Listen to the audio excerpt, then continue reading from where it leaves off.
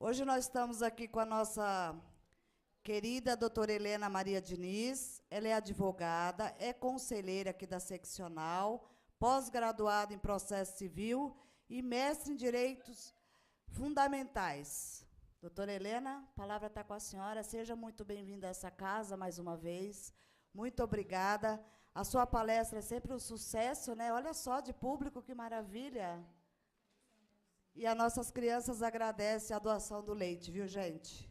É muito legal. Vocês trazem o leite, a gente repassa para as instituições carentes, que a gente faz doação aqui na UAB. Muito obrigada a todos, e a palavra está com você. A doutora Clarice tem um compromisso, e ela só veio me prestigiar na entrada, que eu fico muito feliz, porque é uma amiga do coração, além de ser a mestre.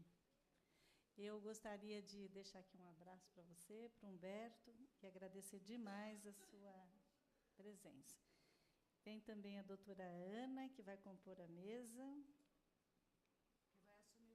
E vai assumir os trabalhos no lugar da doutora Clarice.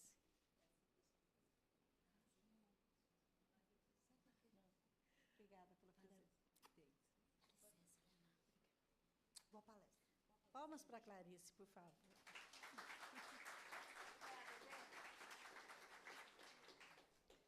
Eu vou falar sobre assédio no ambiente de trabalho e a responsabilidade do empregador.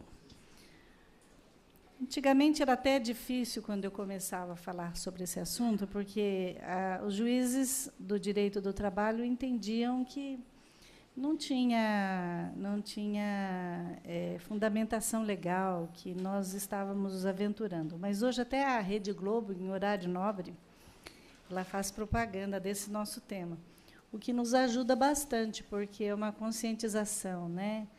Não se pode hoje abusar muito, porque todo mundo sabe. Então, aquelas pessoas que também já advogam para empregadores, não precisa ficar mistificando o tema, pede que já se fale claramente sobre assédio com empregados, porque ele sabe que o empregado ele vai tomar conhecimento por um lado ou por outro, o que caracteriza o assédio moral. Mas era uma falha de interpretação dos juízes com relação a isso, porque nós já temos, desde 88, o artigo 1 da Constituição Federal, e que nos obriga a todo direito, é indissolúvel o direito quanto à dignidade da pessoa humana. Quando você analisa também o artigo 5º, todos são iguais perante a lei, independente de raça, cor, país, etc. Todos têm o direito às garantias fundamentais e são iguais, sem distinção. Então, neste mesmo artigo, no inciso 3º, ele diz que ninguém será submetido a nenhuma tortura, nem a um tratamento desumano e degradante. Então, você vai um pouquinho mais para frente, no inciso 5, ele diz que é assegurado o direito de resposta e proporcional ao agravo, além da indenização por dano moral ou à imagem. E ele, se nós andarmos mais um pouquinho nesse artigo 5º da Constituição, no inciso 10º, são invioláveis a intimidade, a vida privada, a honra, a imagem das pessoas. E ele diz novamente, é assegurado o direito à indenização pelo dano material e moral decorrente daquela violação, que são... Então, a nossa Carta Magna, ela já bateu em vários temas e deixa claro isso, mas os juízes entendiam que no direito do trabalho não tinha, mas isso já foi afastado. Hoje, infelizmente, as indenizações são assim, ínfimas, mas eles não deixam de apreciar. No início, nós tivemos indenizações maravilhosas, mas o tribunal foi achatando. Nós, infelizmente, no Brasil, temos o Tribunal de Justiça, que até quantifica direito do consumidor, 3, 4, 5, 6, máximo que eles dão, R$10 mil, o que é muito triste, né? Mas O que o brasileiro não está acostumado é buscar outras instâncias, sair do Tribunal de Justiça, sair do Supremo Tribunal e buscar os grandes tratados internacionais, né? Então, a Constituição, no artigo 6º, trata de novo, o artigo 7º, ele fala dos trabalhadores urbanos e rurais, ele fala da melhoria social, a necessidade disso, e diz ainda, a relação de emprego é protegida contra despedida arbitrária ou sem justa causa, nos termos da lei complementar, que preverá indenização compensatória, entre outros, seguro contra acidentes do trabalho, a cargo do empregador, sem excluir a indenização a que este está obrigado quando incorrer em dolo ou culpa. Em geral, o dolo ou culpa é a tese maior que nós falamos sobre a responsabilidade civil do empregador. Então, você sai da CLT, sai da Constituição, aí você vai para o Código Civil.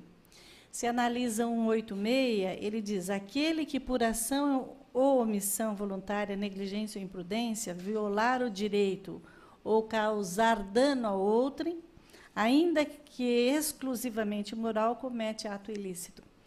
Se andar pelo 187, ele fala do ato ilícito de novo. No 389, ele fala quando não cumprida a obrigação, ele responde pelos danos atualizados. O 927, ele fala de novo sobre o ato ilícito, ele remete a 186 e 187, que deixa claro que, quando você comete um ato ilícito, seja por omissão voluntária, por negligência ou imperícia, é o que acontece nas empresas, porque os grandes acidentes, os grandes problemas empresariais, nós temos que enquadrar naquele trinômio negligência, imperícia e imprudência. Se você conseguir caracterizar no ato essas três situações, você está já com um passo andado para provar a culpa do empregador. E você fala, mas por que o empregador responde, né? O 932 do Código Civil, ele diz assim, são também responsáveis pela reparação civil o empregador ou comitente por seus empregados, serviçais e prepostos no exercício do trabalho que lhes competir, ou em razão dele. Ou seja, esse artigo não deixa dúvida que a responsabilidade da reparação civil é pelo empregador. Aí você diz, mas por quê? Por exemplo, o chefe assedia a colega de trabalho e ele causa um dano danado. E por que o empregador, que nem viu, nem sabe, não tem que responder? Porque o 932 deixa claro, mas não é só por isso. Quando vamos nos remeter ao Código de Defesa do Consumidor, quando você estaciona um veículo num estacionamento qualquer empreendimento que tenha e ofereça estacionamento, hoje já existe garantido pelo Código do Consumidor que, se causarem algum dano, roubarem, furtarem o seu veículo ali no estacionamento, aquele empreendimento responde. Você fala, mas por quê? É simples. Quando você oferece aquele estacionamento, o Código do Consumidor entende que você está angariando lucros. Então, você também concorre com os riscos. Então, é a mesma leitura que se faz quando você analisa. O empregador, ele é responsável pelo direito social da empresa dele. Ele é responsável porque ele também obtém lucros com aquele empregado. Quando ele obtém lucros com o empregado, ele concorre também com os riscos. E a legislação entende que, como a empresa obtém lucros com você, empregado, você também é responsável pelo bom ambiente de trabalho. Por isso que ele responde pelos prepostos. É uma discussão grande, mas que já foi superada. Mas existe também o direito de regresso. Existem técnicas para o empregador buscar o direito de regresso para aquele agressor, aquele assediador. Mas eu vou falar um pouquinho mais para frente aqui na minha fala, tá bom?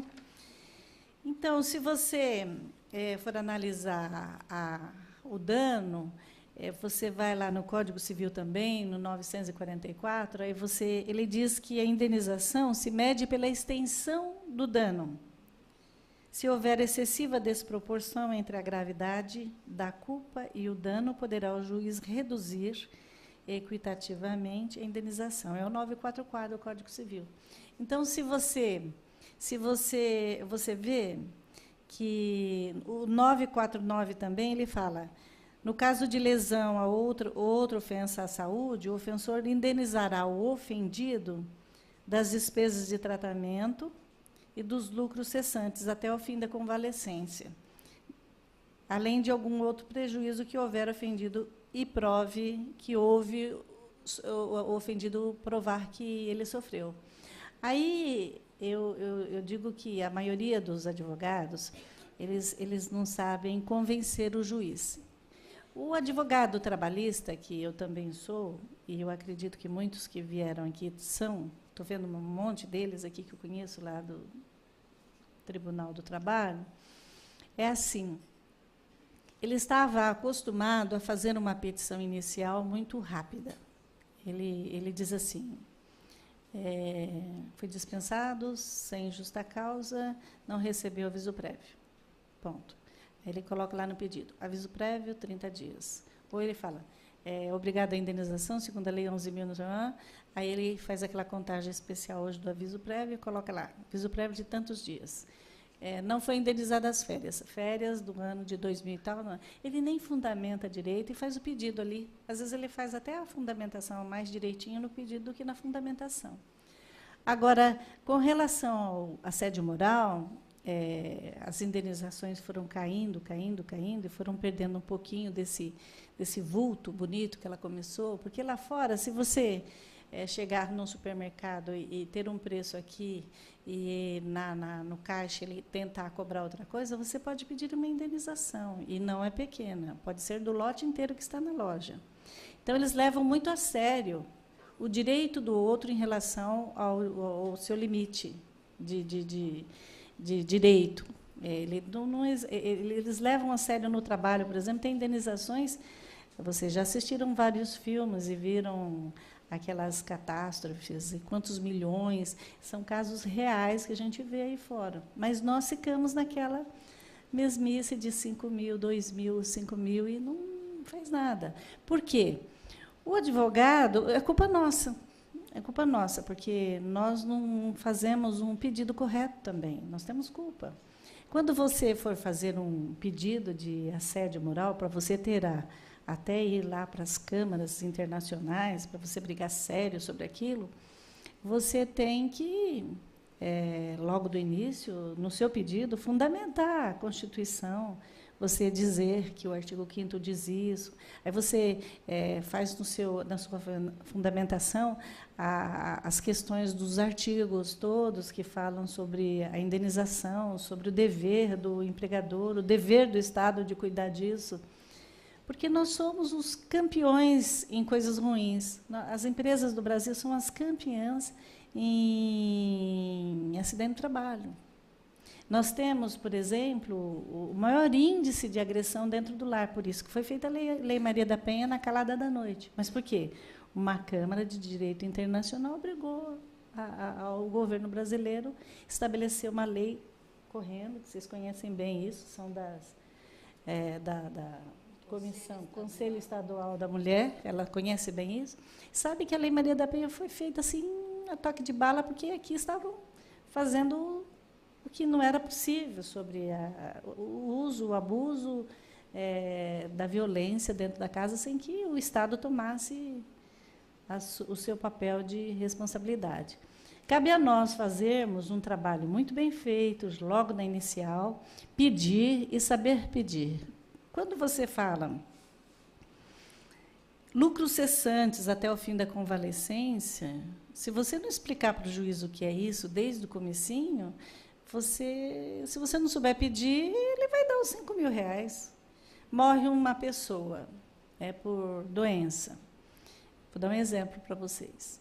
Ela morre por conta de um problema, num assédio moral no trabalho. A empresa tem que pagar o velório, os medicamentos, o serviço médico. Aí você começa a andar pela vida desse cidadão. Quantos filhos você tinha? Pergunta para a inventariante. Primeiro, ele não sabe nem pedir direito, porque ele não diz que é inventariante, ele pede. Depois, o juiz tem que mandar emendar, porque tem que ser o inventariante que tem que pedir. É o espólio que pede, não é o reclamante que pede. Então, você tem que conhecer direito civil para fazer um pedido de assédio bem feito. Aí você fala assim para a inventariante, quantos filhos ele tinha, quantos anos ele tinha. Então, você tem que fazer uma conta bonita para o juiz entender. Olha, esse pai, ele ganhava R$4.000 por mês, ele demoraria mais 20 anos trabalhando, ele ia sustentar esse filho até 21 anos, se ele estivesse trabalhando até 24. E você começa a fazer uma continha, aí você vai para os índices econômicos. O DIEESE, por exemplo, informa que um filho custa, em média, 4 salários mínimos. Então, se ele tem 3 filhos, você fala, olha, ele tinha um custo médio de 4 salários mínimos, segundo o DIEESE. Então, você começa a apresentar um pedido fundamentado, falando, olha, até 21 anos ele teria que... as pessoas que ficaram, as vítimas, por ter perdido aquela pessoa que ia sustentar, aquela família, terão que pagar no lugar dele, até 21 anos, X reais. Você vai fazendo as contas. Se ele ganha 4.000 por mês, até não sei quantos anos que ele trabalharia, você tem direito à pensão. E essa pensão não tem nada a ver com aquela pensão que você pede do INSS. Os direitos não se relacionam. E ninguém pede isso, ninguém faz essa relação, ninguém insiste nesse pedido. E ninguém vai para o tribunal pedindo isso. Fala, é direito dele. Se não dá certo aqui, você recorre, não dá certo lá em cima, você vai para frente. Se nós não fizermos um barulho suficiente, os juízes vão continuar dando R$2.000. Mas isso é culpa nossa, tem que saber fazer o pedido. Então, vou direto no conceito. Isso daí é só uma prévia que eu falo sobre a legislação, mas é porque nós precisamos começar a dar atenção de uma forma mais fundamentada. Se você não fizer a fundamentação, por exemplo, na Constituição Federal, você não vai para o Superior Tribunal, e essas falhas pequenas, às vezes, do técnico de direito, causam um prejuízo razoável para o cliente. E não se esqueçam, hoje nós estamos sendo nivelados à prestação de serviço e cobrados pela técnica. Então, sobra para nós depois. O assédio moral e a discriminação no trabalho é quando o comportamento descrito tem raiz no preconceito, na discriminação, etnia, sexualidade, religião. Por exemplo, se a pessoa é negra, você não pode ficar mostrando, discriminando pela cor. Você não pode discriminar no trabalho. O trabalhador, ele não importa se ele é homoafetivo, masculino, feminino, o que ele faz da vida sexual dele, não importa a ninguém.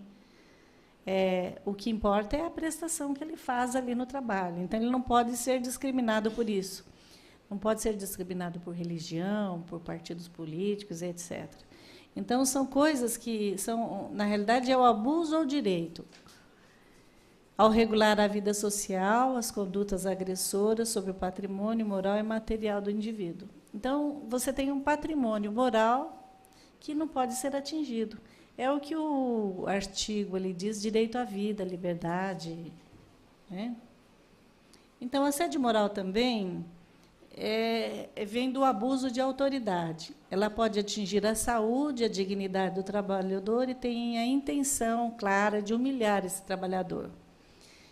Para que ele abandone a empresa e ele não pague lá o aviso prévio, ele peça a indenização, peça a demissão. E funciona também como um meio de controle dos trabalhadores. Né? Ele pode ter o alvo na honra, no desempenho profissional. O assediador pode ser um chefe de um grupo, pode ser o colega de trabalho. Olha, isso também, ele pode ser assimétrico ou simétrico. Ele pode ser horizontal ou vertical. Pode vir de cima para baixo ou um colega. Antigamente, entendia-se que era o chefe que poderia causar ser o assediador por conta de ameaças, etc. Isso funciona muito quando é assédio sexual. Se você não sair comigo, não te dou aquela promoção. Se você não for comigo, não sei, essa noite não sei aonde, você vai... Então, o assédio sexual é muito comum ser do superior subordinado. Mas de colegas de trabalho também tem muito. Colega de trabalho, aquele chefe comum, que nem é seu chefe, o colega ali do lado, que você não pode se vestir assim, assado, e você é controlada por ele, você é assediada por ele. Então, depois fala, mas ela usa roupas tão curtas, por que a culpa é dela? Uai, e a liberdade da vestimenta da mulher, a liberdade de se posicionar? É óbvio que no ambiente de trabalho sempre tem uma advogada usa blazer, terninho, né? Não vai de mini saia. E nem de shorts para fora.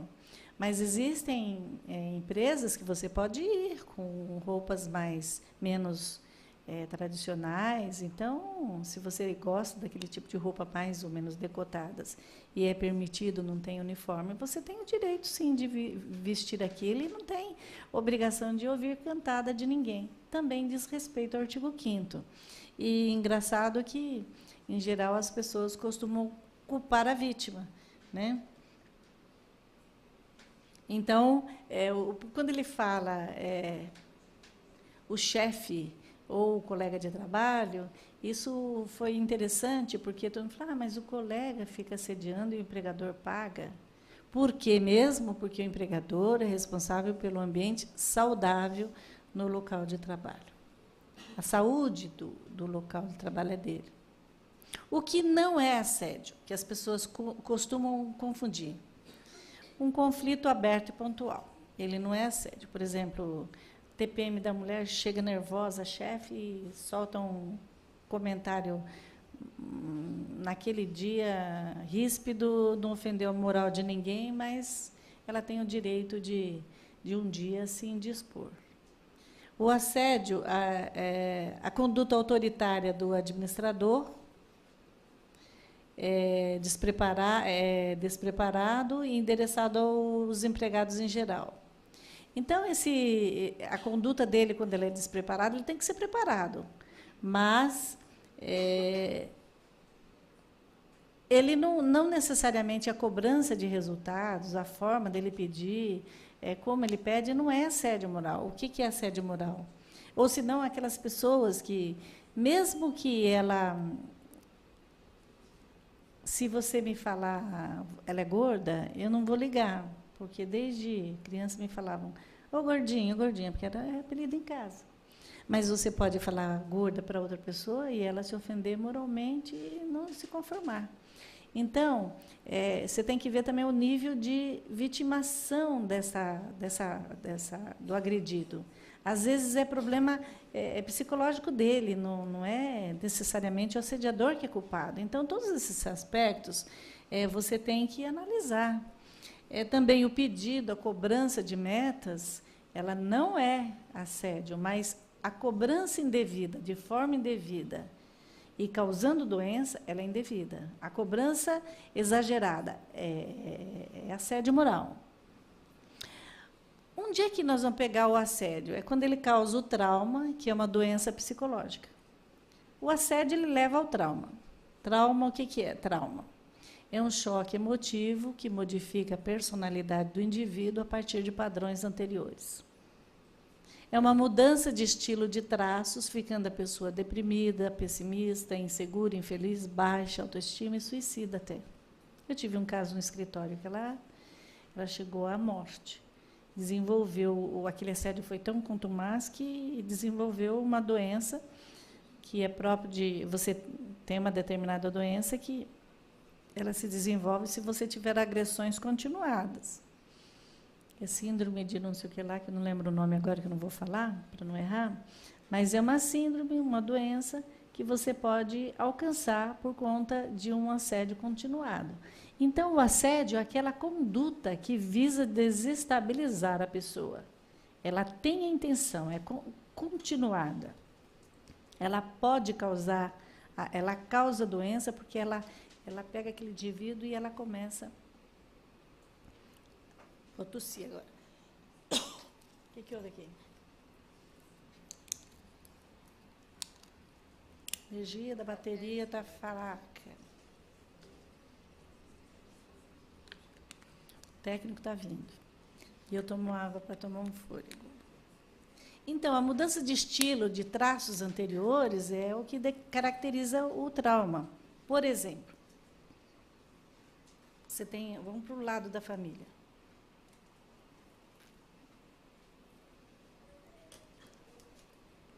Você tem uma irmã que se casa, ela era uma pessoa muito feliz, muito tranquila, era linda, maravilhosa, vaidosa, se cuidava, né? De repente ela se casa e ela começa a se...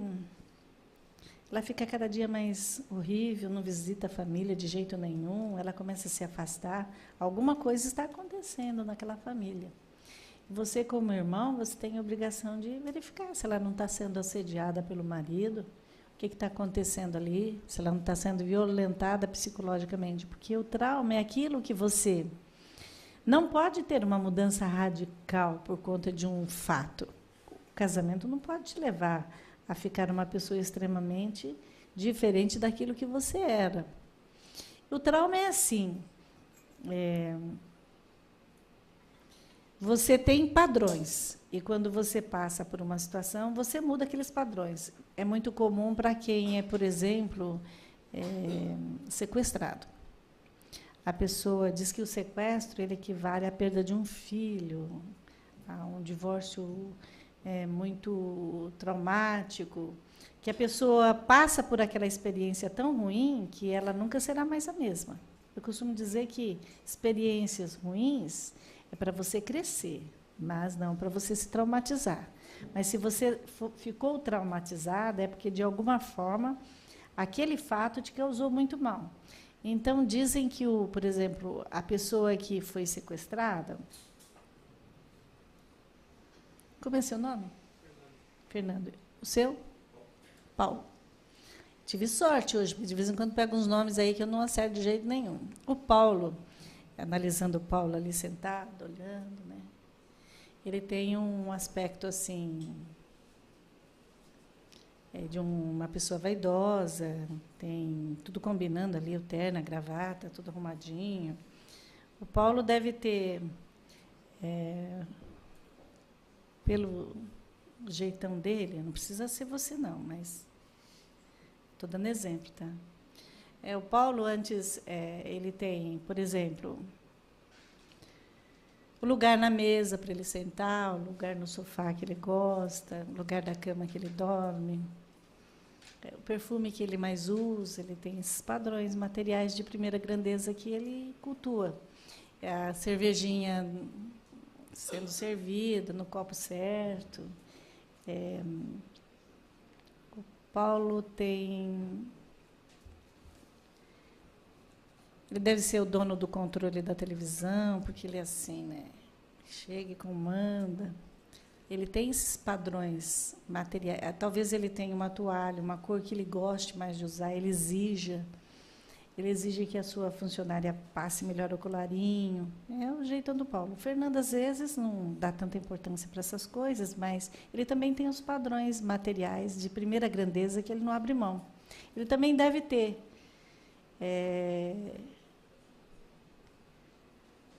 um padrão de comportamento idêntico ao do Paulo, mas que pode ser diferenciado. Ele pode gostar de outros perfumes, de outras coisas. Ele pode não ser tão exigente com relação à sua companheira, ele pode ser mais ajudante dela, ele pode não ligar, por exemplo, para o lugar onde ele senta, mas ele deve ter coisas ali que ele gosta muito. Aí os dois estão saindo de casa, são sequestrados, os dois juntos, colocam eles num buraco lá, um ambiente de sequestro, ali eles ficam 30 dias. E esse sequestro, depois de toda aquela situação, eles são negociados e etc, etc, e volta à vida normal. Volta à vida normal? Depende. Se o Paulo foi criado com aquela situação para ser um guerreiro, uma pessoa forte, que ela enfrenta qualquer coisa, ele pode sair de uma forma do sequestro. O Fernando, por sua vez, pode ser uma pessoa mais sensível, ele pode não entender essa questão, ele pode ter sido educado, por exemplo, como filho único, protegido, e ele vai ter mais medo, ele vai ter síndrome do pânico. Então, cada um vai depender da raiz de onde veio, de como ele foi educado. Por isso que o trauma, quando o advogado analisa um cliente que ele vai contar ali a sua história, ele tem que entender que existem Paulos e Fernandos, e que os dois têm raízes diferentes. E que o trauma para o Paulo pode ter uma qualidade ou pode ser um acréscimo. Ele, de repente, pode desistir de toda aquela situação que ele tinha, de exigir isso, aquilo, né, Paulo? E chegar à conclusão que nada daquilo era importante. Como ele pode ficar mais exigente. Posso morrer amanhã, eu quero isso mesmo, é meu direito. Então, ele nunca mais será o Paulo de antes. Outro dia eu falei isso e uma psicóloga levantou a mão e falou assim, como assim? A senhora não sabe que psicólogos consertam? Eu duvido, viu? É igual um divórcio cheio de traumas. Dizem que equivale à perda de um filho. A ordem natural, às vezes, é perder um pai, aí você perde um filho. Tem gente que entende essa questão humana da perda do filho. Tem gente que não sara nunca mais, sofre o resto da vida. Então, vai depender da raiz, de como você veio. Então, quando você recebe um cliente no seu escritório, o conselho que se dá é que você não faça discriminações e não entenda como ele esteja sendo vitimado, que ele seja um coitado, nada disso. Você vai entender que, para ele, aquele drama existe. Só que você tem que tomar alguns cuidados como advogado, porque é assim, se o juiz entender que você inventou tudo aquilo, pode sobrar para o advogado, dizer que você está inventando, que você está querendo ganhar dinheiro com a indenização. O juiz é doido para achar que a gente ganha muito dinheiro. Porque ele tem aquele salário lá, ele vê o alvará saindo, ele fica fazendo aquelas contas de 30%, ele fala, nossa, esse advogado no mês recebeu o que o ano recebeu o ano inteiro. Ele tem inveja da gente. É verdade. O juiz tem inveja de advogado. É inveja. Então, ele fica com uma raiva danada de advogado, ele acha que nós inventamos aquela história lá. Então, vocês tomem cuidado. Então, qual é o cuidado primeiro que vocês têm? Hoje, todo mundo tem internet, tem rede social, tem Face, tem tudo. Então, o que vocês têm que fazer? Vocês têm que pedir primeiro, se ouve a pessoa, é dever nosso, nós somos meio que padres, psicólogos, você ouve tudo o que ele tem para te contar. Só que você pede para ele te escrever o e-mail e falar, olha, eu não quero perder nenhum detalhe, eu quero ficar tranquilo na transparência da minha petição. Você, por favor, me mande um e-mail. Eu acho muito ruim aqueles advogados que mandam o cliente assinar junto. Não, eu sou um profissional, eu acho que ele tem que assinar e acabou. Tem que assumir o trabalho que ele faz. Ele é um técnico, ele é um profissional. Não gosto de assinar junto, não. Mas eu exijo dele, coloco no contrato, por exemplo, o que ele quer de indenização, porque ele pode... quanto vale a moral para o Paulo? Não é, Paulo? Aquela dor que você sofreu com aquilo. Pode ser, para você, 5 mil, mas para o Fernando pode ser 100 mil. Ou para você 100 mil, para ele 5 mil. Então, você tem que ter isso escrito, ver a expectativa do seu cliente. E você tem que ser um pouco fiel a ele e explicar por que você vai colocar o 100 ou não. Porque, assim, se você está acionando uma farmacinha de esquina, que a farmácia não vale 50 mil reais, você pedir 100 mil, você vai acabar com todo o empreendimento da pessoa. Mas, se você vai acionar um banco, aquele feito por você, que tem um monte de dinheiro...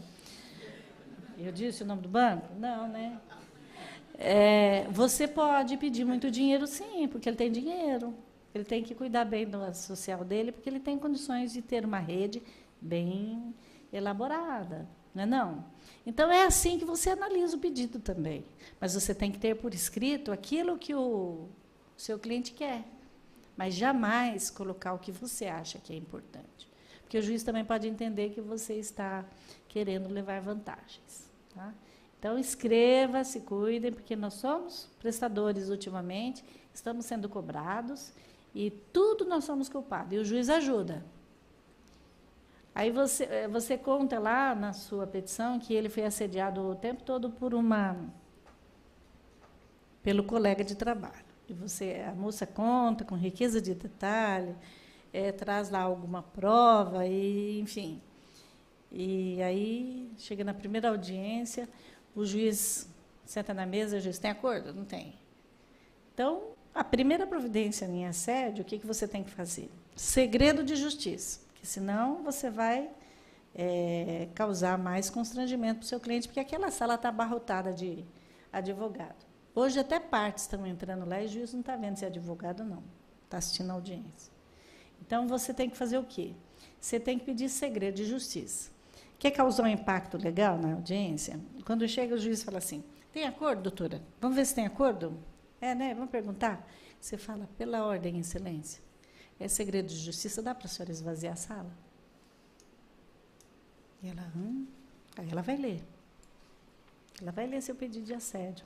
Ela vai ver a gravidade do assédio, porque ela lê ali na hora também, viu? E às vezes nem lê. Ela quer fazer um acordo para eliminar o processo. Se você der a conotação de seriedade ao seu pedido, imediatamente a turma lá fora vai morrer de curiosidade. Né? Então, o que será? O que será? Né? E você fez ela ler com seriedade o seu pedido. Né? Então, você já começa se impondo. Aí, quando ela começa a fazer a pergunta, aí, primeiro é assédio sexual. Aí, a primeira perguntinha da empresa, quero ouvir a reclamante. A reclamante senta lá.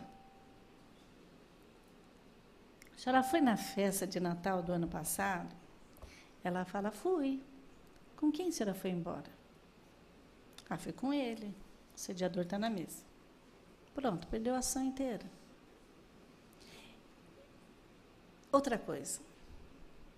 O assediado não pode ceder, ele tem que resistir, ele não quer o assédio. Se você pegou a carona dele na volta, meu Deus, você está permitindo que ele te assedie no caminho.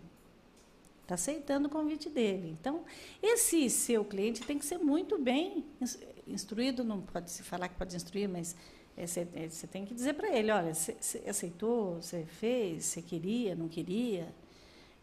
Veja bem, se você um dia saiu com ele, se você falar isso para o juiz lá na hora, nós vamos perder. Você tem que deixar claro o pedido dele, tem que deixar claro para ele o risco. Não é instruir, é explicar. O juiz acha que é instrução, a gente está explicando. Né, gente? Pelo amor de Deus, você não vai chegar lá na porta e ficar instruindo na frente do outro advogado. Tem outro aspecto que você também pode fazer, é assim... quando você faz esse pedido, que você faz a questão, não só colocando o valor que ele acha e todos os detalhes, assédio moral não é um pedido que você faz assim de pronto. Você fala assim, você foi a médicos? Você foi a algum psicólogo? Pega um laudo, pede perícia. Se ele não fez laudo, pede perícia técnica, insiste na perícia técnica, psicológica. Porque quando o psicólogo ouvir tanto o empregado como o assediador, que você vai exigir para ouvir o assediador e vai exigir para ouvir o seu cliente, o psicólogo vai dar um laudo positivo. É igual perícia de insalubridade, periculosidade. E nós não temos esse hábito. O ideal é que você já chegue com o laudo pronto, que aí você já prova a doença. Mas se você não tem, pede a perícia. Insiste na perícia, a juíza vai querer te matar. Mas você tem o direito da perícia, senão é cerceamento de defesa, percebe? Então, vocês, quando fizerem essa análise de trauma, fizerem esse pedido direitinho, solidificarem bem o pedido, vocês respeitem a dor do outro. Nós somos advogados, eu e o Paulo, aí nós temos alguns anos de advocacia. Então, quando senta na nossa frente alguém aqui, estou te alugando, né, Paulo? Tem não, né? Senta alguém aqui na nossa frente, ele começa a contar, mas meu marido se separou de mim, ele estava doente, a gente já sabe que não é, eu acho que ele está doente, eu preciso pedir a separação de corpos, mas ele foi para a praia, está muito triste. Você já sabe que ele tem outra. A profissão já sabe. Você já sabe que dali uns dias ela vai voltar e falar, eu descobri, ele tinha outra. É assim, é natural. Você quer já se antecipar, porque a gente sabe. Quando a pessoa chega contando do cheque sem fundo, tal, que ele foi pego não sei onde, você já sabe que ele soltou o cheque sem fundo. Não adianta ele não te olha, ele fala assim. A técnica vai se desenvolvendo com o passar dos anos e a gente fica um pouquinho frio, calculista, não é? E você acerta, na maioria das vezes mesmo, porque a gente começa a conhecer o ser humano com mais profundidade. O Dr. Durso, nosso ex-presidente, ele dizia que a advocacia é a profissão mais linda do mundo, porque nós temos a capacidade de ser juízes, promotores, engenheiros, médicos, porque no dia a dia nós vamos nos tornando tão melhores, que daqui a pouco você vamos ser diferenciados, sim. Quando o teu filho vem te contar uma história, você sabe se ele está usando droga, se ele não está, se o amigo é bom, se não é. Quando ele fala da menina, você já pergunta, o que o pai dela faz? Ela trabalha em quê? Você faz um interrogatório sem querer, você vira advogado até, coitado dos filhos. Assim, você mata a charada rapidinho. É uma coisa horrorosa. Não é verdade? É horroroso isso. Mas é verdade. É verdade. Agora, o pior é que, assim, quando é trauma, você não pode se colocar no lugar do outro. Você tem que deixar um profissional falar. Porque é ele que tem que analisar, não é você. Para você tirar a responsabilidade de cima de você. Ainda que você possa ter razão. Ainda que você, quando ela contar, você vai perceber que ela é coitadinha, que o chefe não era tão ruim. Mas você não tem o direito de julgar aquilo. Tá bom? Escreva. Em geral, olha que interessante, o perfil do assediador. Prestem atenção. Em geral, ele foi educado com violência na infância, ele entende que o respeito só será alcançado pela violência, tem o mesmo comportamento com os familiares, é uma pessoa doente psicologicamente. Psicologicamente falando, ela é insegura, incapaz, com síndrome de inferioridade. Em geral, o assediador é assim. Engraçado. Porque, assim, se você foi criado apanhando para ter... O pai não tem autoridade sobre o filho, ele bate. Aí o filho obedece por medo. Então, o filho vai crescendo, ele vai entendendo que ele vai ter... Só batendo de frente, só sendo agressivo, que ele vai ter autoridade. Então, em geral, é uma pessoa violentada, sim. Isso daí não sou eu que estou falando, não. É pesquisas aí, imensas pesquisas que eu fiz, e que um monte de gente especialista na área aí falou. Então, o assediador, e o engraçado é que o assediado, ele não sabe. O assediado, em geral, é uma pessoa muito bem preparada na vida, ele é educado, profissionalmente, inclusive, ele é competente.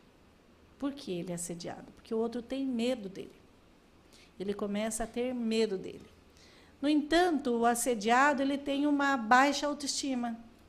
Aquela raiz dele lá, aquela educação que ele teve lá embaixo, foi mal feita, porque ele não sabe se valorizar. Ele é bem preparado. Se ele soubesse que o assediador tem esse perfil porque ele é um doente e que ele é bom naquilo, ele não precisa ter medo do assediador. Então, ninguém atinge ele. Só que o assediado, ele não percebe, ele também é uma pessoa que precisa de cuidados. Por isso que a responsabilidade é do empregador. Ele tem que ter um ambiente saudável ali. Ele tem que cuidar do doente, que é o assediador, e do doente, que é o assediado. Trata-se de serviço social da empresa, né? Então, o conceito de assédio é o seguinte, é a exposição dos trabalhadores e trabalhadoras em situações humilhantes, constrangedoras, repetitivas é a palavra, prolongadas. durante a jornada do trabalho, é evidente, tem que ser durante o trabalho, na relação do trabalho, senão não é assédio sexual no trabalho. O assédio moral, então, se caracteriza pela degradação deliberada das condições de trabalho, onde prevalecem atitudes, condutas negativas dos chefes ou colegas de trabalho, estou resumindo, em relação aos seus subordinados ou colegas, tá? Esse é o conceito. Aí vocês falam, por que a OAB, as leis, tudo estão correndo atrás de falar tanto sobre assédio, a Rede Globo, etc, etc. É porque ela quer um ambiente saudável? É. Mas é porque ela quer uma sociedade mais justa? É. Mas não é só por isso. É porque pesquisas apontam, em países como a Finlândia, Alemanha, Reino Unido, então não é só nós que temos isso, não. Polônia, Estados Unidos, eles têm expectativas sombrias sobre o assédio, porque as organizações perceberam que estão predominando a doença de depressão e a angústia e os problemas psíquicos. E isso sobra para quem mesmo? Para o Estado. O Estado quem é? Nós pagamos. Nós pagamos a conta. Então, essa preocupação, uma lei, quando vem, insiste, todo mundo fala e exige, é porque quem está pagando a conta somos nós. Quando o empregador não prepara aquele chefe para ser chefe, ele está preparando uma mulher doente em casa, um filho que vai ser um homem agressivo amanhã, ele está preparando uma mulher doente no trabalho, que vai faltar no trabalho, que não vai produzir, que já ficou provado que as pessoas, quando têm conflito no trabalho, ela produz menos, ela é infeliz. Se o empregador soubesse que o ambiente de trabalho tão bom lhe traria lucros, se ele tivesse essa concepção, e isso for vendido para ele, é o que nós pretendemos, e que nós aconselhamos, que os advogados hoje façam isso, que ele seja um preventivo, no sentido de educar para um ambiente muito bom, tanto que hoje a maior parte dos profissionais da área de RH são advogados, que não vão militar, porque eles acham que a advocacia prepara muito bem o homem para a vida. Então, eles querem um RH com advogados. Eles querem gerente de vendas, advogado, porque tem articulação, tem fala, tem jeito, tem oratória, convence. Essa é a nossa fama. Então, eles querem advogados.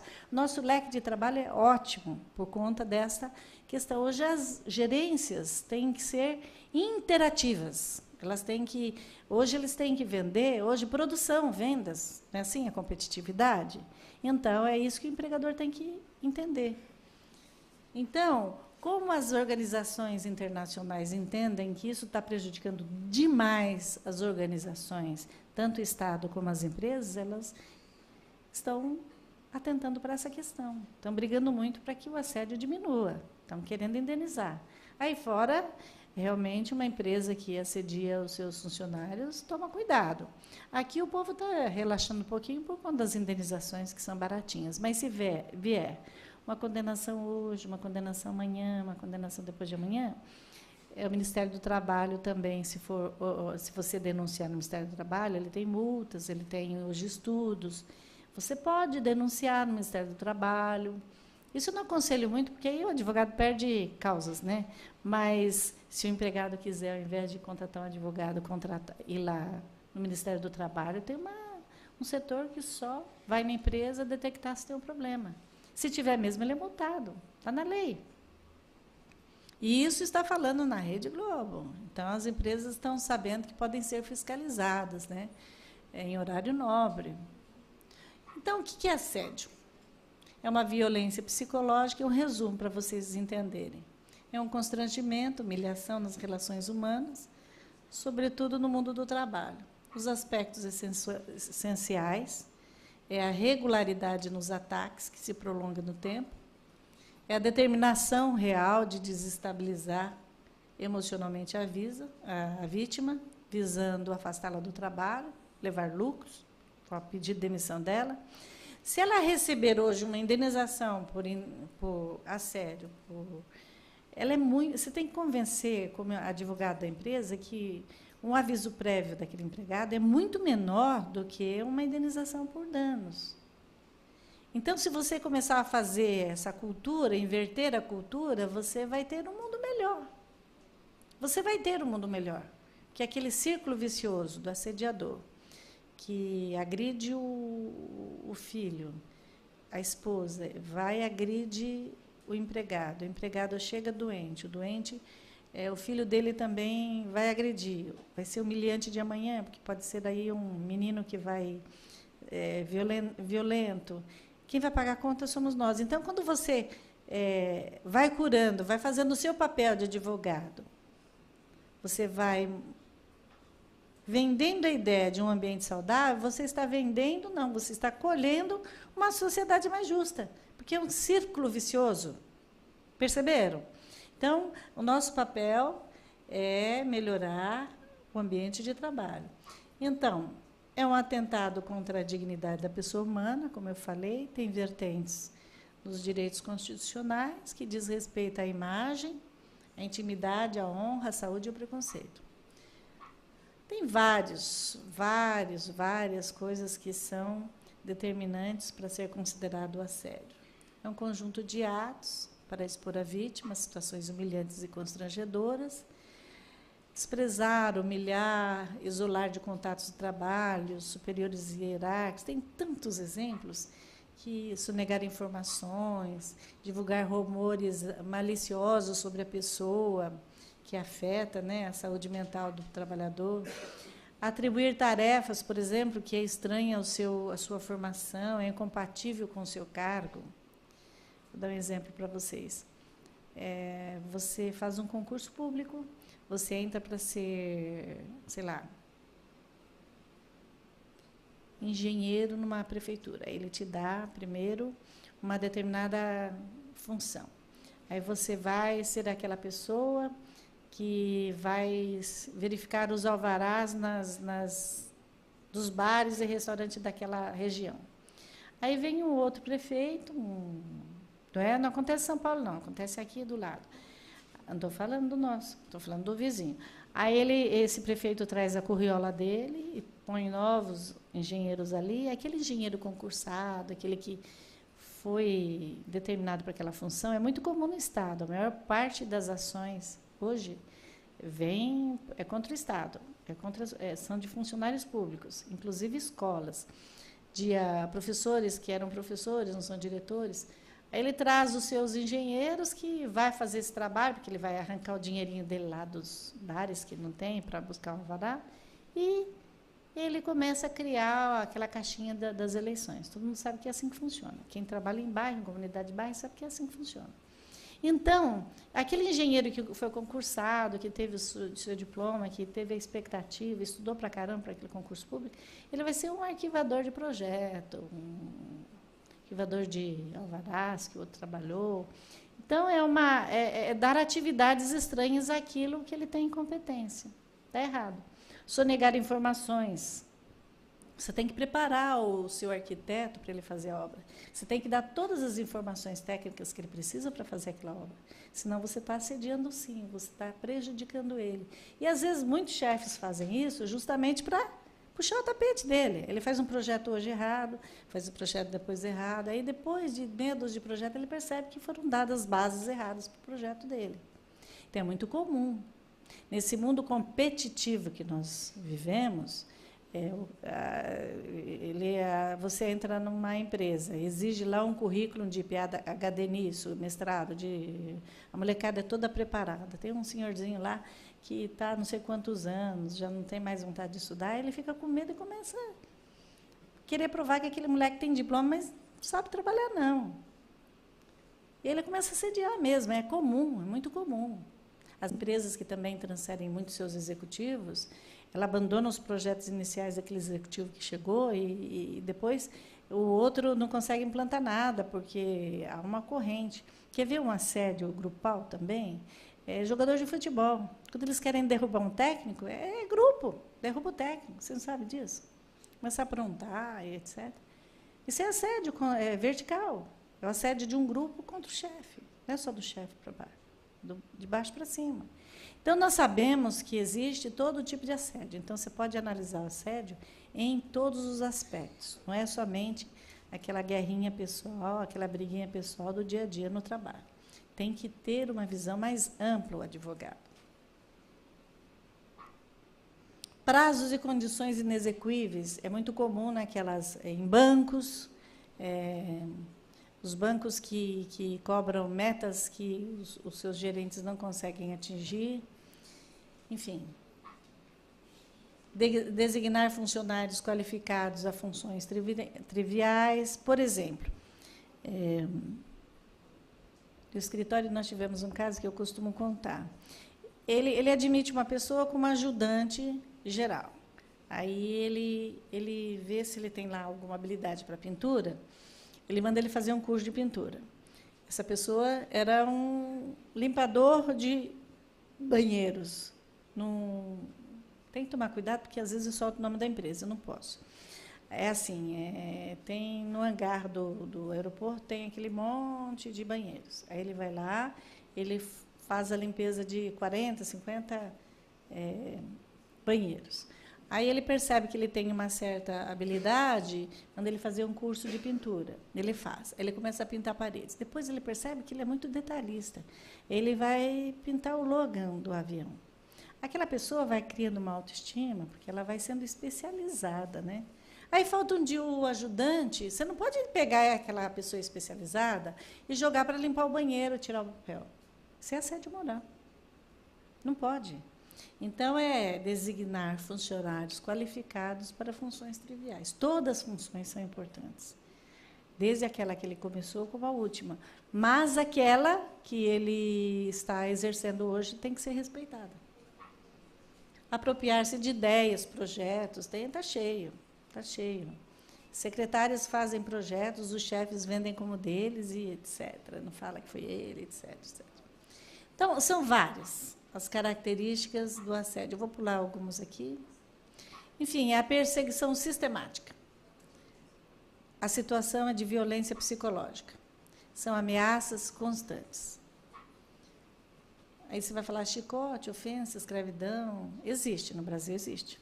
Tem criança escrava, tem chicote, sim, na roça, tem tudo isso. Outro dia eu tinha um exemplo no jornal e eu, infelizmente, estava dando palestra naquela cidade e eu esqueci que era naquela cidade e falei do chicote e o prefeito estava, o fazendeiro também, o advogado também. Bom, enfim, tive que me explicar. É complicado dar palestra, você pensa? Por exemplo, forçar o desligamento do empregado, causar doenças, traumas. Então, o trauma, eu já expliquei o que é trauma. Em geral, a vítima é escolhida, isolada do grupo. Se o chefe chegar assim e falar assim, chega o chefe do Fernando e fala assim, bom dia, Fernando. Ou se não, fala bom dia, José, pula o Fernando. No dia seguinte, ele faz a mesma coisa. No terceiro dia, eu garanto para vocês que nenhum colega entra e fala bom dia, Fernando. Vocês já ouviram falar daquela questão da inconsciência coletiva? Ele vai estabelecendo contrato na sua consciência de que, se você cumprimentar o Fernando, você está contra ele. E você não percebe, você é induzida ao erro também. Por isso que eu costumo dizer que o cristão é aquele que observa, é aquele que não discrimina, é aquele que não vê diferença. Porque se você se deixar levar, você vai. É igual ao consumo. Você não precisa do sapato, mas se eu todo dia, aquela marca... eu posso escolher qualquer mulher aqui na plateia e perguntar se ela sabe quantos sapatos ela tem, ela vai dizer que não sabe. E se falar que sabe, é mentira. Porque a gente ouve uma propaganda de sapato e compra. Vê um modelinho novo, compra. Porque nós somos induzidos no nosso inconsciente coletivo e consumimos. Nós não temos uma noção exata do que nós precisamos, nós consumimos. É assim que funciona no assédio. Ele isola a pessoa, vai isolando, isolando, e dali a pouco ela está doente. O assédio sexual, gente, é muito mais fácil, né? O apaixonado, em geral, ele dá furos. Ele manda e-mail, manda flores, dá cantadas em público, se aparece. E é só, hoje tem gravador, e-mail, tudo isso serve de prova. Não precisa nem mandar no laudo, você manda os bilhetinhos, já é assédio sexual. Implicações. É ferir a liberdade sexual da pessoa, que obriga a fazer aquilo que ela não quer, ou se comportar de uma forma que ela não precisa. Em geral, o agente é hierárquico sobre a vítima. O crime poderá ser admitido por colegas de trabalho, a responsabilidade subsidiária também do empregador, mediante prova inequívoca de que a prática daqueles atos foram referidos e no local de trabalho. Essa prova é nossa. Direito de regresso da empregadora. Agora eu vou falar daquele banco feito para você, que eu não disse o nome. Ele foi muito esperto. Ele pegou uma agência principal deles e fez um código de conduta, que é o grande mote hoje dos advogados de empresa. Até agora eu falei de como incriminar o empregador, agora eu vou falar das defesas, que é o código de conduta. O que é código de conduta? O Dr. Google dá 1000 modelos para vocês, mas o ideal é vocês pegarem a empresa que vocês fazem aí o direito deles, é contratado por eles, e faz o preventivo. Então, o código de conduta, você senta com um sindicato e, primeiro, você analisa as características da sua empresa. Se você como era um banco, ele analisou a questão das metas exigidas, que a maior condenação dos bancos são essa questão de metas. E o perfil dos gerentes, tal, ele fez um código de conduta. O que esse código de conduta tem que necessariamente estabelecer? Que a pessoa vítima pode denunciar o agressor, o agredido pode denunciar o agressor. Outra necessidade é o empregador oferecer à vítima e ao agressor tratamento médico, que é muito fácil para eles, porque tem convênios médicos, encaminha para os seus médicos, assistentes sociais, psicólogos.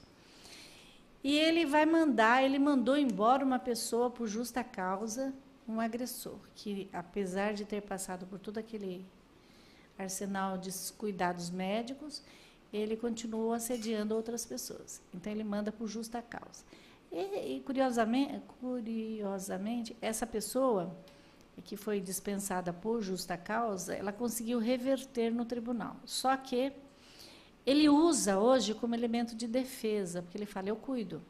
Só que ele assina um código de conduta e ele tem a obrigação de denunciar o agressor para que eu cuide dele. Que a obrigação do empregador é a responsabilidade social.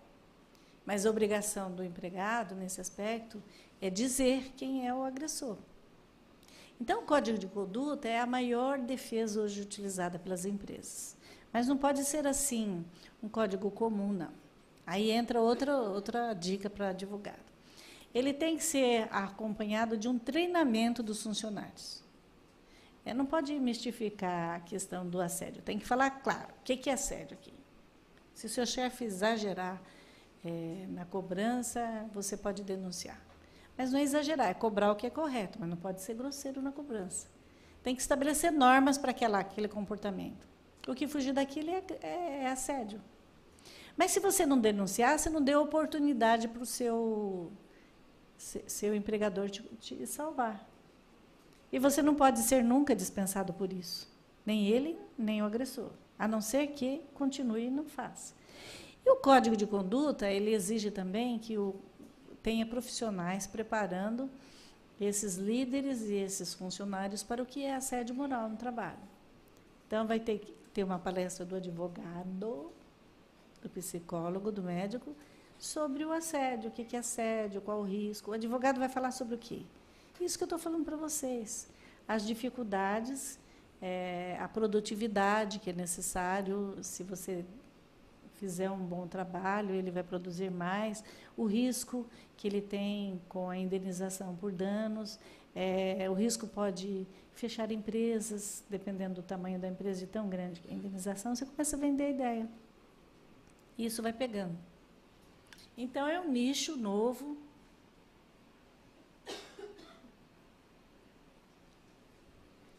A OAB, inclusive, faz locação de vídeos, né? Pode pegar os vídeos todos de todo mundo que fala sobre assédio e preparar a sua palestra e usar. Então, a ação proposta, eu já falei, a competência é a Justiça do Trabalho, pode compreender todos os pedidos, inclusive de indenização de danos morais e materiais, a prescrição não é mais incontroversa. Os artigos eu já falei. Estão aí os artigos. O pedido de indenização pode compreender o dano material e moral, a relação de causalidade entre o dano, o trabalho desenvolvido pelo obreiro, dolo ou culpa do empregador, você tem que fazer essa prova, que são a responsabilidade por lei, teoria do risco social, subjetiva, dolo do patrão ou preposto, tem que provar a culpa. Você tem que fazer a prova da culpa, que é a negligência, imprudência e imperícia.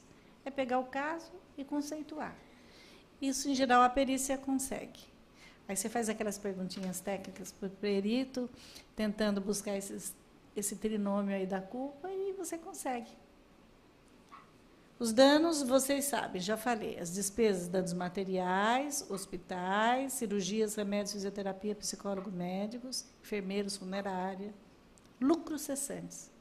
É aquilo que ele deixou de ganhar, que eu expliquei lá, a questão do morto. Danos morais.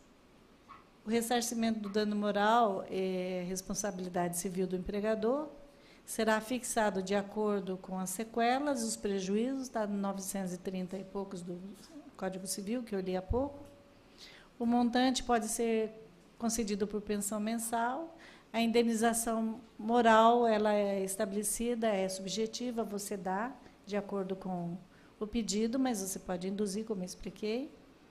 E tem que ser vista a posição social daquele que pede e daquele que paga, né? A intensidade, a duração e a repercussão daquela ofensa. São essas as situações que você tem que analisar. O tamanho do dano, o tamanho do bolso do outro, em resumo, e o tamanho do prejuízo que ele causou. Aí você fala, mas como é que funciona esse lucro cessantes? A pessoa te procura, depois de 1 ano que ela saiu da empresa, ela não consegue arrumar outro emprego, porque a empresa ainda está utilizando o seu motivo de dispensa para te proibir novas fontes de trabalho. Se você fizer essa prova, você provou o lucro cessantes. Você pede o período da saída dele até o dia que você entrou com a ação, ou até o dia que ela parar de fazer. Vou dar um exemplo para vocês. Uma pessoa foi dispensada por justa causa, num supermercado aí, que por acaso tem meu sobrenome, e esse supermercado mandou a pessoa embora. Ele era uma pessoa que montava colocava os produtos nos supermercados na frente, quem é que ia ficar na frente. Por exemplo, a Nestlé, sei lá. Então, ele põe o produto que ele achar aqui na frente. Então, as empresas, em geral, ficam muito atrás desse profissional. E ele é uma pessoa muito considerada, tem que ser uma pessoa muito respeitada. Essa pessoa, ela tinha 10 anos de casa e era muito conceituada. Um determinado dia, lá, numa reposição de mercadoria, ela passou a mão num aparelho eletrônico. Ela foi mandada embora por justa causa. Foi pega pelas câmaras, foi pega. Câmaras. Não usem câmaras para mandar embora, mas pode utilizar a prova de uma forma subjetiva. Tá? Câmaras é para segurança, não para vigiar empregado, entenderam? Dá assédio moral também, usar a câmara para isso. Mas voltando ao meu caso. Através das câmaras, eles conseguiram fazer a prova da justa causa dele, mandou ele embora por justa causa. E aí ele veio me contar, eu não arrumo mais trabalho, eu perdi minha esposa, meu filho... a senhora tem que reverter essa justa causa. Eu falei, você pegou mesmo o aparelho? Peguei. Fui filmado, ficou provado. Mas você... não adianta entrar, você vai perder. Eles tiveram razão de te mandar por justa causa. Você não acha? Você, como chefe, não ia fazer a mesma coisa? E você tenta minimizar, mas mostra para ele que a justa causa é pertinente. Aí ele falou, não, mas não é certo. Eu não consigo hoje mais entrar em supermercado nenhum, eu não consigo entrar, eu fiquei doente. Todo lugar que eu vou, está lá o meu aviso, que eu estou proibido de entrar naquele supermercado. Opa! Quanto tempo o senhor saiu de lá? 2 anos. Está fazendo 2 anos agora. Está para inteirar 2 anos que eu saí de lá. Opa, espera aí. Então, o senhor vai em todos os endereços, faz uma câmera, põe o endereço, a rua, o número, tira uma fotografia atualizada, né? Pega um. Ah, não tenho coragem. Ah, manda um profissional lá fotografar esse aviso. Aí ele foi em 12 estabelecimentos, Estado, São Paulo, né? E consegui, juntei as 12. O que eu ganhei lá? Justa causa? Não. Danos morais. Como é que eu ganhei? Ele ganhava 12 mil reais por mês. Vamos fazer umas continhas para vocês entenderem? Ele ficou quase 18 meses desempregado por causa daquele aviso. Eu ocupei o aviso. Lucros cessantes, o que é mesmo? O salário dele. 12 meses vezes, 12 mil vezes 18. Quem é bom de matemática aí? 216. Opa, quem é o... Esse não é advogado, ele é engenheiro. 216. Aí ele falou para mim que ele fez o divórcio por conta que a família não... Né? Quanto custou advogado? Você imagina? Chuta o número. Ô, engenheiro, chuta o número. 15 mil. 216 mais 15? 231. O psicólogo que ele foi? Cada sessão, R$300. Uma por semana, 300 vezes 4? 3.200. Vezes... Isso. Qual o valor do pedido da indenização? Justo, lucro cessantes? Vocês entenderam? Eu comprei uma pajerinha com aquela indenização e o juiz deu. Vocês duvidam? É verdade. Deu. Foi muito mais. Fácil. Você percebeu que conta você tem que fazer? Como é que funciona? Dei o recado. Não diga que eu falei. E eu não disse o nome do supermercado, eu disse? Eu disse o nome do banco? Não disse. Hoje eu consegui. Bom, a OIT recomenda o Código de Conduta, como eu expliquei. Ele lembra o CIPA, só que ele não pode ter as características do CIPA, porque o CIPA é assim, só estar aqui nas fábricas, solta aquela buzina, todo mundo sai correndo e sabe que não vai ter um acidente. Quando tem um acidente, todo mundo morre. Mas o assédio não, o assédio tem que ter a ata, você tem que assinar a ata. Na defesa, quando você leva a cada 6 meses a assinatura dele lá naquela ata. O sindicato também te ajuda. Quando o sindicato vê que é a favor do empregado, ele assina. É muito bom. Registro no sindicato do Código de Conduta e conscientização, treinamento dos empregadores. Então, é um investimento, né? Utilização de Código de Conduta é um investimento. Tem que ter um ambiente saudável, tem que ter a conscientização das normas de condutas, eles têm que saber o que é o Código de Conduta, onde é que pega, não pode ter, de jeito nenhum, a cobrança de comportamento, tem que ter, a anuência do empregado para denunciar o assédio tem que ser segura e não insegura, não tem que ter punição. Tem que ter o trabalho preventivo do médico, do assistente social, dos recursos humanos, do advogado. Então, nós temos que, no assédio sexual, tanto como advogados como empresa, encarar o problema, não mistificar. Mesmo porque, se você não encarar, não falar direitinho, a Rede Globo vai falar. Tá? Tratamento personalizado ao assediado, enviando a psicólogas. Demitir por justa causa assediador, é uma prova. E ter uma gerência interativa, e etc. Bom, gente, a solução é a prevenção. E o pedido tem que ser honesto. O recado final que eu dou é o seguinte: nós vivemos num mundo onde o outro não importa muito, não. Importa o sucesso que eu vou fazer. É muito difícil, a concorrência é desleal. São pessoas comendo pessoas. Mas nós temos que lembrar que existe um Criador, né? Que nós somos criaturas divinas, nós nascemos com a centelha do Criador. Nós somos bons por excelência, nós somos transformados, no fundo, na nossa criação, em ser pessoas menos ou mais boas, né? Então, nós temos que sempre buscar o bem, porque se você tiver o bem em relação ao outro, você tem o bem comum. Eu costumo dizer que o maior predicado do homem depois do amor, é a polidez. O maior predicado do homem, depois do amor, porque o maior predicado do homem é amar. O segundo predicado dele é ser polido. O homem polido, ele chega no topo das montanhas e com sucesso.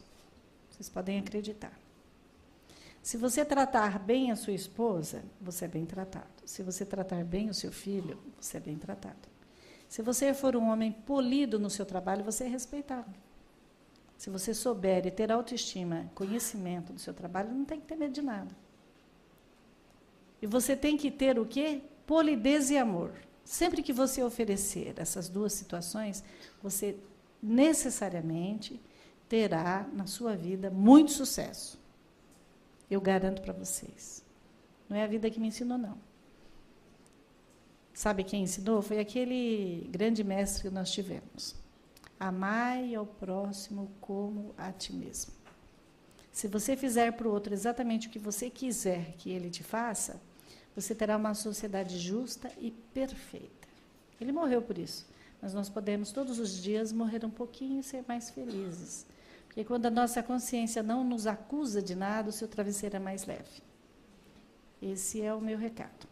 Antes de terminar, gostaria de agradecer ao Departamento de Cultura, parabenizar muito o nosso presidente pelo trabalho que ele vem fazendo, pela reeleição, que foi maravilhosa, foi eleito em todas as urnas, porque é muito bom homem, né? E ao Departamento de Cultura, que ele tem feito um trabalho primoroso para nos tornarmos um advogado mais feliz, mais humano. E não existe profissão mais linda que a nossa, como diz o Dr. Durso. E eu queria que Deus iluminasse todos vocês, para que vocês saíssem daqui hoje com um pouquinho de boa vontade para mudar um pouquinho o mundo que está aí fora. Que o mundo que está aí fora depende muito de profissionais bons como nós. O advogado, ele é o criador de jurisprudência, o advogado é o responsável. Ele é o responsável por uma sociedade mais justa. Nós somos os vetores. Nós somos os melhores profissionais para mudar o mundo. Pensem nisso. Façam um trabalho direitinho, bem feito, e Deus vai nos ajudar. Porque se você for ético, você pode exigir um político ético. Se você não for ético, não exija nada, não, que é vergonhoso. É isso o recado.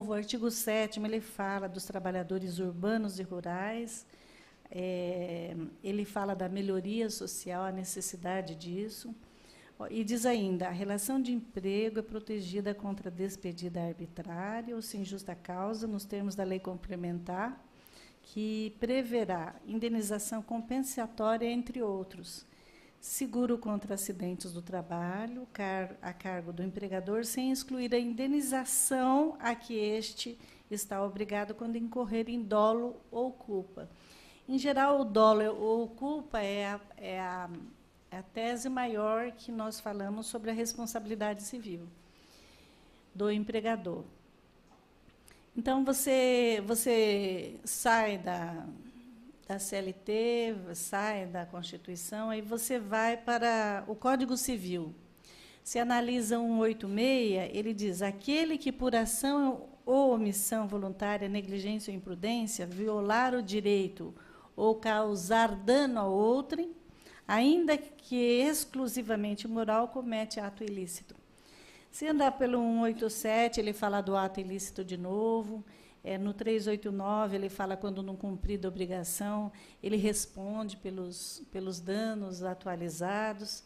O 927, ele fala de novo sobre o ato ilícito, ele remete a 186 e 187, que deixa claro que, quando você comete um ato ilícito, seja por omissão voluntária, por negligência ou imperícia, é o que acontece nas empresas, porque os grandes acidentes, os grandes problemas empresariais, nós temos que enquadrar naquele trinômio negligência, assédio no ambiente de trabalho e a responsabilidade do empregador. Antigamente era até difícil quando eu começava a falar sobre esse assunto, porque os juízes do direito do trabalho entendiam que não tinha fundamentação legal, que nós estávamos nos aventurando. Mas hoje até a Rede Globo, em horário nobre, ela faz propaganda desse nosso tema, o que nos ajuda bastante, porque é uma conscientização, né? Não se pode hoje abusar muito, porque todo mundo sabe. Então, aquelas pessoas que também já advogam para empregadores, não precisa ficar mistificando o tema, pede que já se fale claramente sobre assédio com empregados, porque ele sabe que o empregado ele vai tomar conhecimento por um lado ou por outro, o que caracteriza o assédio moral.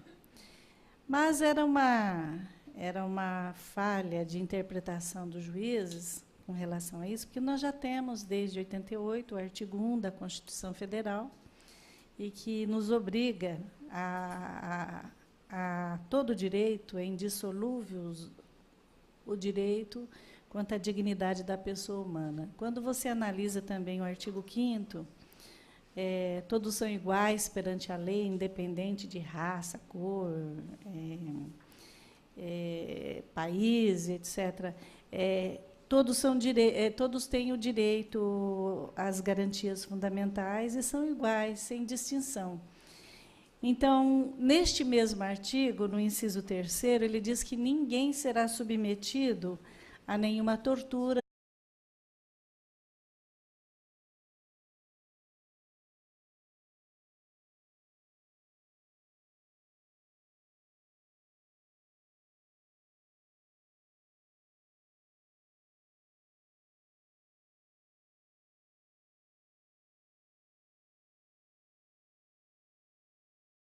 Hoje nós estamos aqui com a nossa querida doutora Helena Maria Diniz. Ela é advogada, é conselheira aqui da seccional, pós-graduada em processo civil e mestre em direitos fundamentais.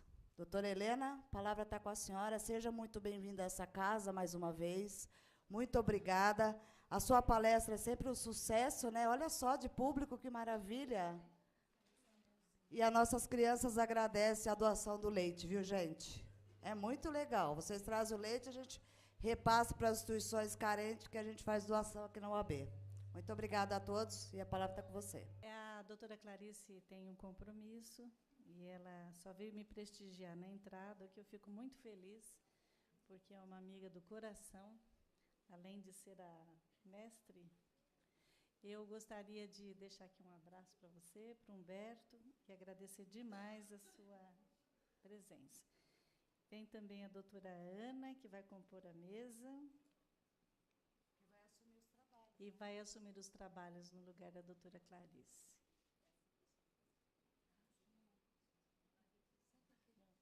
Obrigada pela presença. Boa palestra. Palmas para a Clarice, por favor.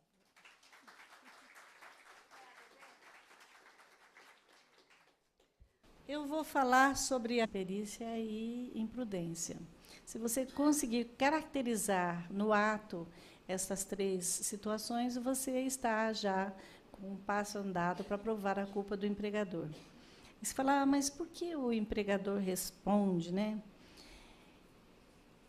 O 932 do Código Civil, ele diz assim: são também responsáveis pela reparação civil o empregador ou o comitente por seus empregados, serviçais e prepostos no exercício do trabalho que lhes competir, ou em razão dele. Ou seja, esse artigo não deixa dúvida que a responsabilidade da reparação civil é pelo empregador. Aí você diz, mas por quê? Por exemplo, o chefe assedia a colega de trabalho e ele causa um dano danado. E por que o empregador, que nem viu, nem sabe, não tem que responder? Porque o 932 deixa claro, mas não é só por isso. Quando você... Vamos nos remeter ao Código de Defesa do Consumidor. Quando você estaciona um veículo num estacionamento do...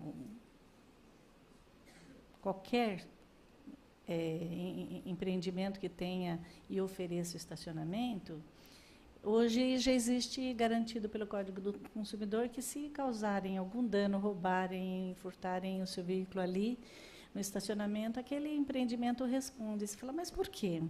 É simples. Quando você oferece aquele estacionamento, o Código do Consumidor entende que você está enganando em um tratamento desumano e degradante. Então, você vai um pouquinho mais para frente, no inciso 5, ele diz que é assegurado o direito de resposta e proporcional ao agravo, além da indenização por dano moral ou à imagem. E ele, se nós andarmos mais um pouquinho nesse artigo 5º da Constituição, no 10º, inciso 10º, são invioláveis a intimidade, a vida privada, a honra, a imagem das pessoas. E ele diz novamente, é assegurado o direito à indenização pelo dano material e moral decorrente daquela violação, que são... Então, a nossa Carta Magna, ela já bateu em vários temas e deixa claro isso, mas os juízes entendiam que no direito do trabalho não tinha, mas isso já foi afastado. Hoje, infelizmente, as indenizações são assim, ínfimas, mas eles não deixam de apreciar. No início, nós tivemos indenizações maravilhosas, mas o tribunal foi achatando. Nós, infelizmente, no Brasil, temos o Tribunal de Justiça, que até quantifica direito do consumidor, 3, 4, 5, 6, máximo que eles dão, R$10.000, o que é muito triste, né? Mas o que o brasileiro não está acostumado é buscar outras instâncias, sair do Tribunal de Justiça, sair do Supremo Tribunal e buscar os grandes tratados internacionais, né? Então, a Constituição, no artigo 6º, trata de novo